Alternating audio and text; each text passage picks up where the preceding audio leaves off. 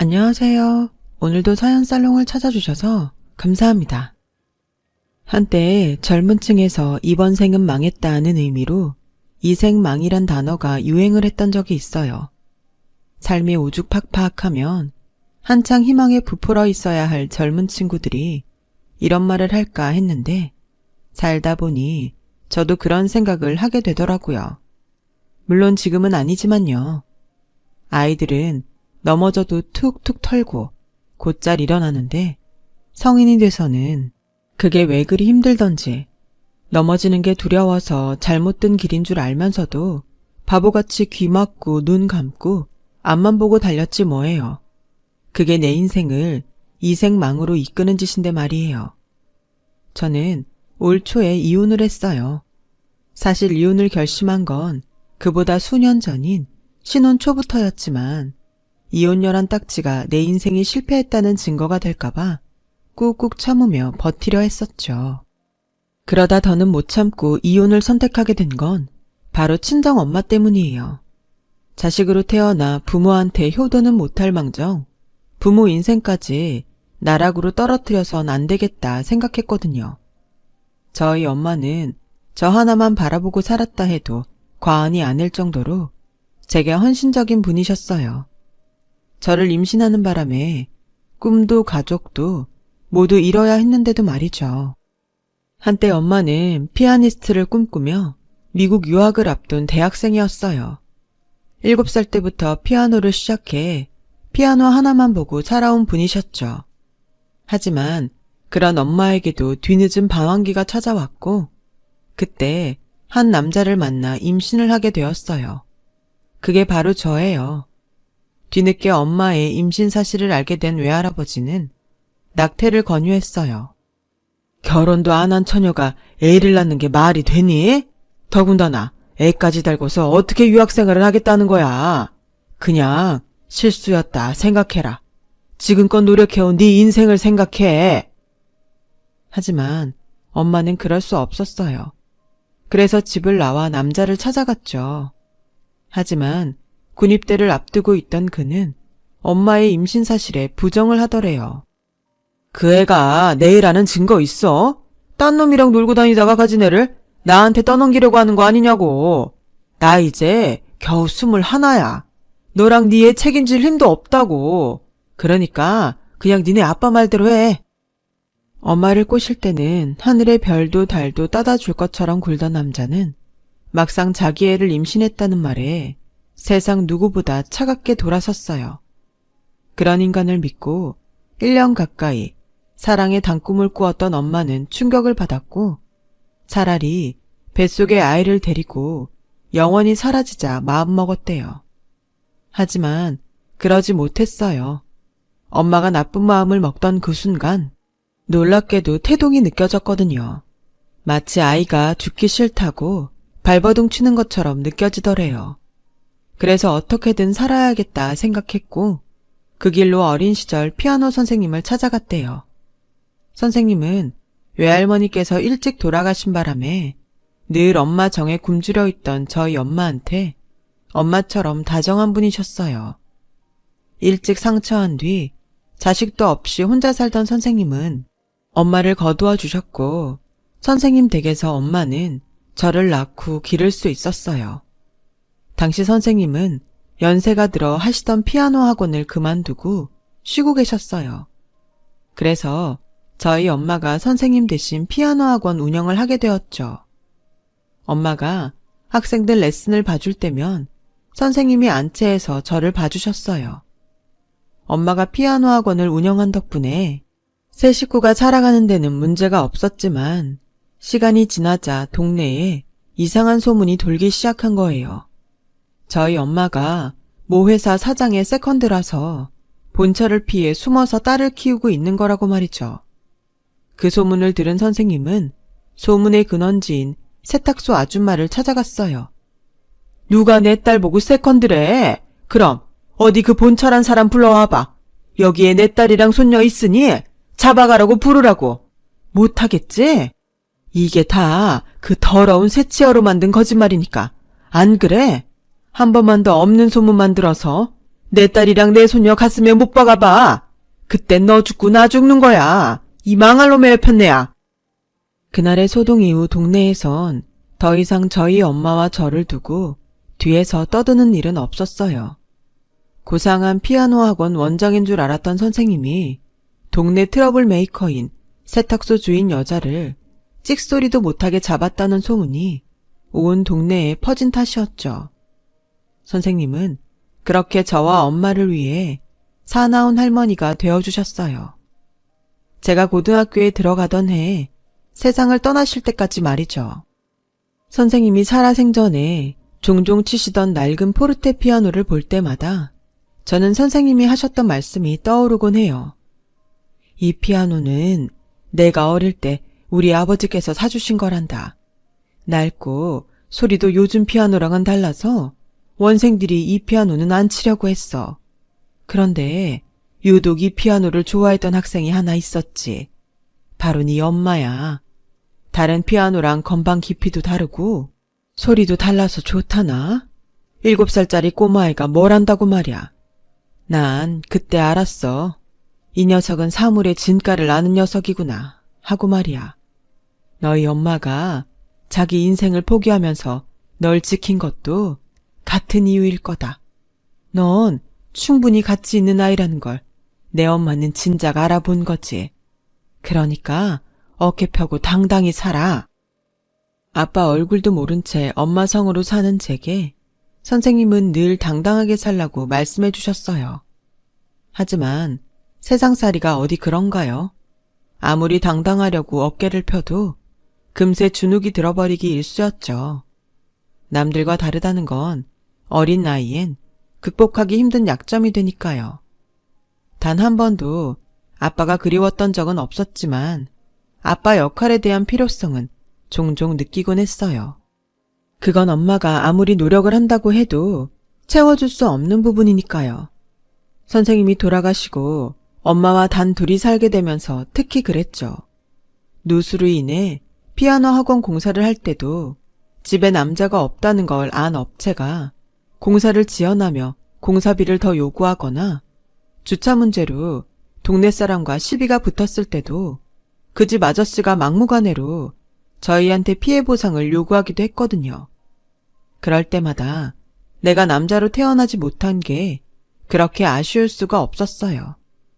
그랬다면 엄마한테 조금은 힘이 될 수 있었을 테니까요. 그래서 더 결혼을 서둘렀는지도 모르겠네요. 내 꿈을 펼칠 생각보다는 하루빨리 우리 집에 든든한 바람막이가 되어줄 남자를 찾는데 급급했으니까요. 지금 와서는 왜 그런 멍청한 생각을 하고 살았을까 싶지만 말이에요. 제가 남편을 만난 건 막 대학을 졸업하고 모 기업에서 인턴 생활을 하던 때였어요. 남편은 입사 2년차 사원으로 저와 같은 부서에서 일하고 있었어요. 딱히 능력이 뛰어난 건 아닌데 성격이 좋아서 그런가 회사 동료들도 그렇고 직장 상사들한테도 평판이 좋은 사람이었죠. 물론 인턴들한테도 인기가 좋았어요. 대개 회사 정직원들은 인턴을 단기간 알바 정도로 생각하는 분위기였는데 남편은 달랐거든요. 일만 부려먹는 게 아니라 일을 가르쳐 주려고 노력하고 커피며 간식도 자주 사주곤 했어요. 인턴 기간이 끝나고 저를 비롯해 3명이 회사에 남게 되었는데 그때서야 남편이 그러더라고요. 내가 보미나 씨 좋아하는 거 몰랐어요. 그동안 커피며 간식이며 그렇게 사다 날랐는데도요. 남자는요, 관심 없는 여자한테 투자 안 해요. 알고 보니 그간 인턴들한테 했던 남편의 호의는 제 마음을 사기 위한 거였더라고요. 다른 선배들과 달리 열심히 일을 가르쳐준 것도 다 제가 회사에 남길 바래서 그런 거라나요? 안 그래도 호감이 있던 터에 그런 고백 아닌 고백까지 듣고 나니 더는 제 마음을 숨길 수 없더라고요. 결국 얼마 뒤 우리는 사내 비밀 연애를 시작하게 되었죠. 회사에서는 친한 선후배로 지내고 사석에서는 달콤한 연인으로 지냈어요. 여자 둘만 사는 집이라 남자 손이 필요한 일들이 많았는데 그때마다 남편은 찾아와 불평 한마디 없이 형광등도 갈아주고 막힌 하수구며 집안 배선 문제도 해결해 주었어요. 엄마한테는 든든한 아들 노릇을 했고 제게는 믿음직한 남친이 되어 주었죠. 그렇게 3년 넘게 우리는 연애를 했고 제가 대리로 진급을 하던 해 결혼을 하게 되었어요. 아버지를 보면 아들을 알 수 있다고 하는데 그것도 사람 나름이더라고요. 저희 시아버지는 남편과 달리 입속에 밝은 분이셨어요. 돈 욕심도 많고 자신보다 돈이 없는 사람한텐 함부로 구는 분이셨죠. 그런 분한테 가진 게 없는 저희 집은 하찮은 존재처럼 보였나 봐요. 상견례 때부터 저희 집 형편을 가지고 대놓고 비아냥거리셨거든요. 내가 39에 상처를 하고 이날 이때까지 혼자 몸으로 자식 셋을 키우면서 깨달은 게 하나 있소이다. 부모는 자고로 돈이 있어야 한다. 내가 가진 게 없으면 내 새끼들이 사회에서 업신여김을 받고 손가락질을 당한다 이 말이 왜다. 나요 돈 꽤나 가지고 삽니다. 그게 다 내 새끼 위해 죽어라 열심히 일한 덕분이죠. 근데 사돈은 그감 뭐라고 살았길래 변변한 집 한 채 없이 그러고 사십니까? 알아보니 피아노 학원 딸린 전셋집에 사는 모양이던데 그래서야 어디 부모 노릇이나 제대로 하겠습니까?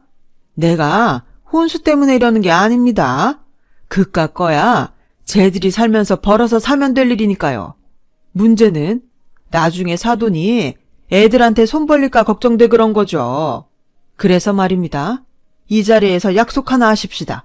무슨 일이 있어도 애들한테 손 벌리고 살지 않겠다고요. 어때요? 약속할 수 있습니까? 무례한 아버님의 요구에 남편은 얼굴이 발갛게 상기되었어요. 아버지, 그게 무슨 말씀이세요? 부모님한테 무슨 일이 있으면 자식된 도리로 당연히 도울 수도 있는 거지. 그게 뭐 잘못된 거라고 이러시냐고요. 당장 장모님께 사과하세요. 이놈아, 네 돈이 네 돈이기만 하냐? 니들 신혼 찍고 하는데 내 돈이 얼마나 들어가는 줄 알아? 너는 뿌린 대로 거둔다는 말도 모르냐? 돈은 내가 투자했는데 왜 엄한 사돈이 그 혜택을 받아? 난 그 꼴 못 본다. 그러자 엄마가 조용히 말씀하셨어요. 무슨 말씀이신지 잘 알겠습니다, 사돈. 말씀대로 제가 해준 것도 없는데 무슨 염치로 도움을 받겠습니까? 그런 일은 없을 테니 노여움 푸세요. 그렇게 저희 엄마의 확답까지 받아낸 후에야 아버님은 젓가락을 드셨어요. 아버님이 어떤 사람인지 그때 진작 알아차렸어야 했는데 그러지 못한 게 천추의 한이네요. 아버님은 소위 말하는 집장사였어요. 싼값에 집이나 땅을 사서 거기에 리모델링이나 신축을 해서 비싸게 되파는 일을 하셨죠. 원래는 시장 통해서 일수놀이를 하던 분이었는데 IMF 때 수금이 잘 안 되자 담보로 잡아놨던 집이며 땅을 뺏어서 그걸 되팔아 현재의 부를 쌓으신 거죠. 그때가 좋았지. 돈을 아주 포대에 쓸어 담을 정도였거든. 남들은 IMF로 힘들었다고 하지만 나한텐 구세주나 진배 없어. 그런 날이 한 번만 더 와주면 좋을 텐데 말이야. 이런 망발을 일삼는 분이니 어떤 인성인지 알만하죠. 결혼 후에도 아버님은 혹시나 저희 엄마가 당신 아들한테 기대 살지는 않을까 걱정하는 눈치였어요. 그래서 툭하면 저희 엄마가 하시는 피아노 학원에 찾아가시곤 했어요. 말로는 혼자 사는 사돈이 걱정돼 그런다고는 하지만 제가 아버님을 모르나요? 아버님은 뻔뻔하게 대놓고 엄마한테 학원생 수와 원비를 묻곤 하셨는데 지난달보다 원생이 줄거나 하면 마치 큰일이 난 것처럼 엄마를 닥달하곤 하셨어요. 사돈, 지난달보다 원생이 둘이나 줄었는데 두 손 놓고 있을 겁니까? 전단지를 뿌리거나 애들한테 형제나 친구라도 데리고 오라고 해봐요. 이러다 학원 문이라도 닫게 되면 어쩌려고요. 아이고 속 터져라. 정작 속이 터지는 건 엄마인데 말이죠. 그런데도 엄마는 혹여 제가 걱정을 할까봐 혼자 소가리를 하셨던 모양이었어요. 엄마 생신을 맞아 친정에 갔던 저희 부부는 옆집 미용실 아줌마를 통해 그 얘기를 전해 듣고 기겁을 했어요. 남편은 그 길로 아버님을 찾아가 제발 그러지 마시라고 한 번만 더 처가에 찾아가시면 앞으론 연 끊고 살겠다고 엄포를 놓았죠. 그 덕에 아버님은 더 이상 제 친정에 찾아가지 않겠다고 하셨지만 그런다고 엄마한테 미안한 마음이 사라지는 건 아니었어요. 저 때문에 당한 일이니까요. 그런 소리 하지 마. 따지고 보면 너희 시아버지께서 다 니들 위해 그러신 거 아니겠니?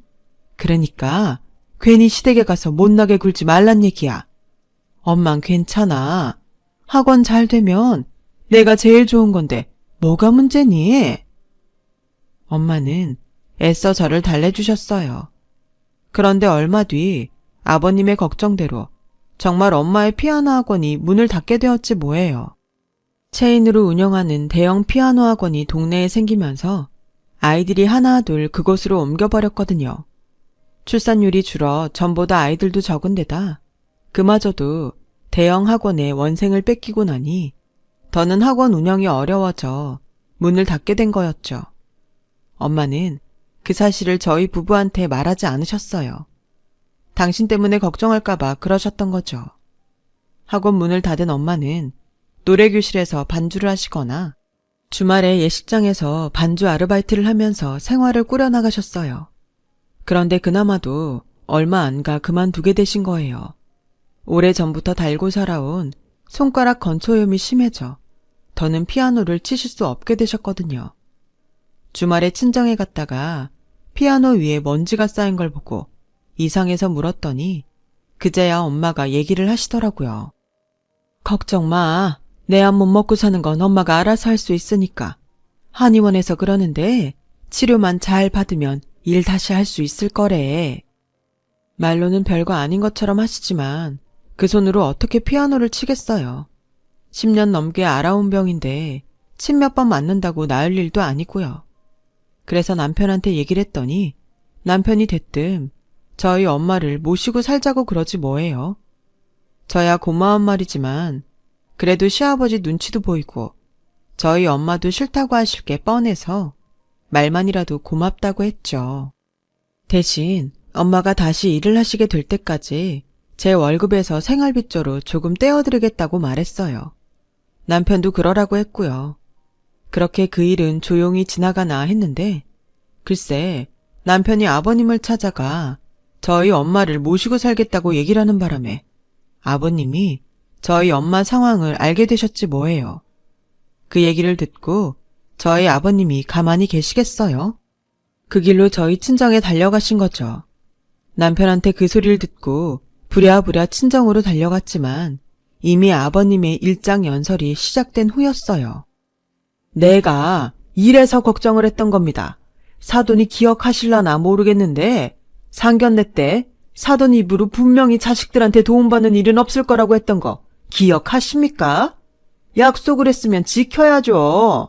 전요, 제 밥벌이도 못하는 인간은 식충이라고 생각합니다.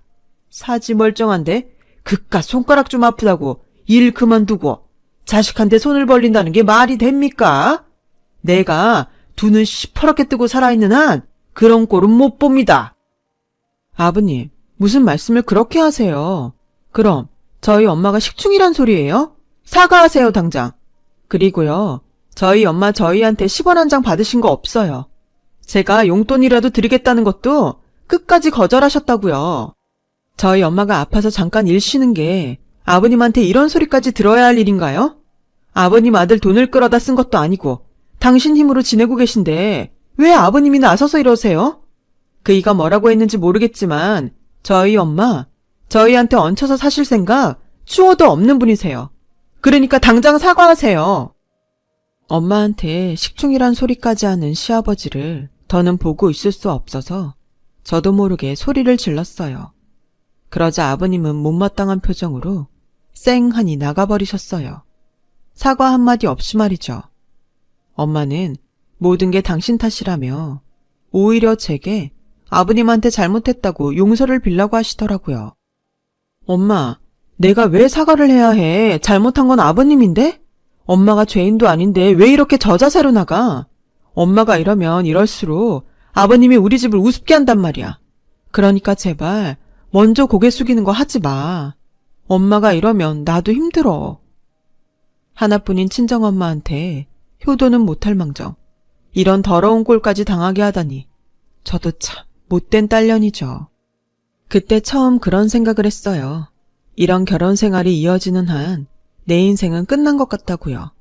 소위 말하는 이생망이었죠. 그날 이후 저도 남편도 시댁의 발길을 끊고 살았어요. 아버님 얼굴을 보면 화가 치밀어 오를 것 같았거든요. 그렇게 몇 달이 지나 추석을 앞둔 어느 날이었어요. 명절 음식을 어떻게 분담해야 하나 물어보려고 형님한테 전화를 했어요. 솔직히 명절이고 뭐고 나몰라라 하고 싶었지만 그래도 며느리 도리는 해야 할 것 같아서 그럴 수는 없었죠. 그런데 제 전화를 받은 형님이 난처한 목소리로 어렵게 얘기를 꺼내지 뭐예요. 몇 번이나 망설이면서 말이죠.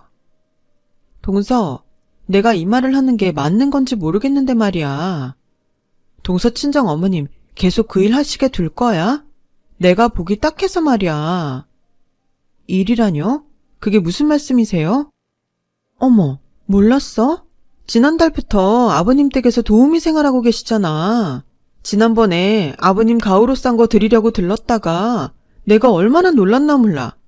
처음엔 닮은 도우미뿐인가 했는데 아버님이랑 대화하시는 거 보니 동서 친정 어머님 맞더라고. 아버님이 말끝마다 부모가 돼선 밥값은 해야 하지 않냐?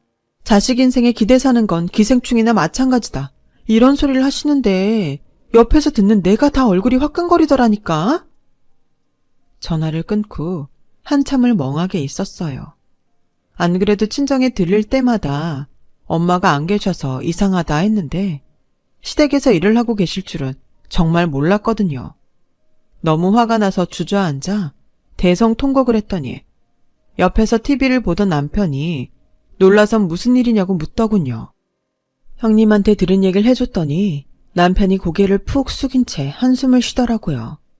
그 길로 남편과 함께 시댁으로 향하는데 서러워서 눈물이 멈추지 않는 거예요. 내가 이 결혼만 하지 않았다면 엄마가 이런 꼴을 당하지 않았을 거란 생각에 너무 죄송스럽고 제 자신이 원망스럽더라고요. 그런데 시댁에 도착해보니 생각지도 못한 상황이 벌어져 있는 거예요. 웬 노신사가 지팡이까지 휘두르며 시아버지를 혼내고 있지 뭐예요. 이런 버러지만도 못한 놈아. 네 놈이 돈밖에 모르는 놈인 건 내 진작 알았다만 이 정도로 몹쓸 놈인 줄은 몰랐다. 아무리 인겁을 쓴 짐승 같은 놈이라도 사돈을 네 집 종처럼 부려? 감히 하나밖에 없는 내 딸을. 어르신, 제가 잘못했습니다. 어르신 따님인 줄 알았으면 제가 이런 짓을 했겠습니까? 저도 모르고 한 일이니 그만 노여움 푸시지요. 우리 사돈한테 이런 부자 아버님이 계신지도 모르고 그간 제가 신뢰가 많았습니다. 그래도 저요 꽁으로 부린 거 아닙니다. 도우미 비용 쳐서 드렸는데 사돈이 굳이 안 받겠다고 한 겁니다. 따지고 보면 제 아들이 용돈도 드리곤 했으니까 제 돈 준 거나 진배 없죠. 그건 그렇고 어르신, 따지고 보면 우리가 사돈지간 아니겠습니까? 사돈도 가족인데 이참에 그 땅 제게 파시죠. 30년 가까이 생사도 모르고 지낸 소녀딸한테 선물한다 셈 치시고 제게 땅 파세요. 어차피 그 땅도 제가 죽으면 어르신 손녀사위한테 갈 건데 돌고 도는 거 아니겠습니까? 네 놈이 뚫린 주둥이라고 잘도 떠드는구나. 사돈 어림도 없는 소리 말아라. 내가 모르면 모를까 너 같은 놈이랑 사돈을 할성 싶으냐? 내 손녀딸을 과부 만드는 한이 있어도 네 놈이랑 사돈은 안 한다. 성이 너 뭐하냐? 당장 옷 안 입고. 이런 막대 먹은 집구석이랑 다시는 말도 섞지 말고 인연도 끊어. 어르신, 그게 무슨 말씀입니까? 인연을 끊다니요. 제가 잘못했습니다. 저요, 그 땅 없으면 타운하우스 못 짓습니다. 그간 주변 땅 사느라 은행 빚까지 졌는데 왜 이러십니까? 어르신, 그러지 마시고 제발 다시 한 번만 생각해 주십시오. 네? 사돈 맺는 게 싫으시다면 당장 애들 이혼시키겠습니다. 그러니 그 땅만은 제게 파세요, 어르신. 노신사는 주방에서 엄마를 끌고 나오셨어요. 뒤따라 나온 시아버지는 노신사의 바지가랑이를 끌어잡고 싹싹 빌며 잘못했다며 용서를 빌었지만 소용없었어요. 그날 엄마와 함께 저는 노신사를 따라 노신사의 집으로 가게 되었어요. 엄마가 나고 자란 엄마의 친정이었죠. 알고 보니 시아버지가 눈독 들이고 있던 땅 주인이 바로 외할아버지 땅이었더라고요. 식사 대접을 한다는 명목으로 외할아버지를 모셔왔다가 시댁에서 일을 하고 있던 엄마와 마주친 거였죠. 30년 가까이 생사도 모른 채 떨어져 살았던 딸이 사돈집에서 도우미로 일을 하고 있는 꼴을 보자 외할아버지는 화가 머리 끝까지 나셨고 당신 딸을 종처럼 부리는 저희 시아버지 모습에 지팡이까지 휘두르게 되신 거예요. 외할아버지는 제 손을 잡고 한참을 우셨어요. 이렇게 예쁜 손녀딸한테 당신이 몹쓸 짓을 할 뻔했다시면서요. 엄마가 집을 나가고 하루도 편히 잠든 적이 없었다면서 우리 모녀한테 몇 번이나 미안하다고 사과를 하셨어요. 그건 엄마도 마찬가지였어요. 철없던 시절 불장난으로 부모한테 씻을 수 없는 불효를 저질렀다고 울면서 용서를 비셨죠. 28년 만에 부녀의 성봉으로 많은 게 변해버렸어요. 그날 이후 엄마는 외할아버지 댁으로 들어가셨고 저는 이혼을 했거든요. 남편을 생각하면 이혼까지 하고 싶진 않았지만 시아버지를 생각하면 더는 함께 살 수 없더라고요. 남편은 자기가 아버지와 인연을 끊고 살겠다고 했지만 그게 어디 쉽나요? 지금이야 상황에 따라 그런다 쳐도 부모 자식 간의 인연이 무자르듯 싹둑 잘리겠어요. 그래서 눈물을 머금고 남편과 이혼을 하게 되었어요. 이혼 후 아무래도 남편과 한 직장에 다니는 게 불편해서 제가 이직을 했어요. 현재는 새 직장에도 적응이 됐고요. 남편한테는 종종 연락이 와요. 만나온 세월이 있으니 쉽게 끊기는 힘들겠지만 시간이 약이 될 거라 생각해요. 이혼을 한 후에도 시아버지는 제게 전화를 걸어 외할아버지 좀 설득해 달라고 부탁을 하곤 했어요. 물론 저는 딱 잘라 거절을 했고요. 돈이라면 벌벌 떠는 인간이 전 재산을 투자해 벌인 사업이 엎어질 판인데 얼마나 애가 탔겠어요. 저희 외가에 찾아와 문을 두드리고 떼를 쓰기도 여러 번이었죠. 그러다 동네 주민 신고로 경찰서에 끌려가기도 했고요. 그러다 얼마 전부터는 발길이 뚝 끊어졌더라고요. 소문으로는 살던 집까지 다 잃고 알거지가 됐다는데 정확한 사정은 잘 모르겠네요. 한때 이생망이 될 뻔했던 제 인생은 다시 리셋을 하게 되었어요. 잘못된 길을 가는 것보다는 힘들더라도 다시 시작하는 게 낫지 않을까요? 엄마가 제가 태어나기 전부터 제 가치를 소중히 생각해 주신 만큼 제 인생 앞으로 더 가치 있게 열심히 잘 살아보려고 합니다. 지금까지 제 사연을 들어주셔서 감사드려요. 항상 건강 조심하시고 행복하세요. 여러분, 사연 댓글에 응원과 현명한 조언 부탁드려요. 좋아요와 구독은 저에게 큰 힘이 됩니다. 오늘도 좋은 일 가득하세요.